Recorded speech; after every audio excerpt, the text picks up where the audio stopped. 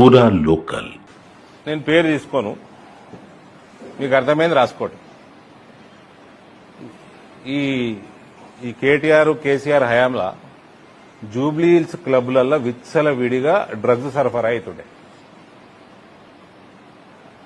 ఈ evening clubs, పబ్బులు, క్లబ్బులు ఇవన్నీ జూబ్లీ హిల్స్ లో రోడ్ నెంబర్ 45 36 లోనే అత్యధికంగా ఉంటాయి.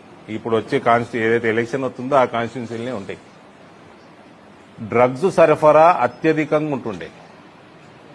కేటీఆర్ హయాంలా జూబ్లీ హిల్స్ లా, లోకల్ జూబ్లీ హిల్స్ లా ఎవరు కనుసన్నలో నడుస్తుండే? ఎవరు కనుసన్నలో నడుస్తుండే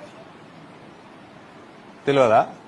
మళ్ళా కొందరు సినిమాల్లో, కొందరు ఇన్ఫ్లుయెన్షియల్ పీపుల్ దొరుకుతారు. దొరికిన వాళ్ళని కేటీఆర్ నువ్వు ఇచ్చిపెట్టియలే మీ డిపార్ట్మెంట్, పోలీస్ డిపార్ట్మెంట్లో.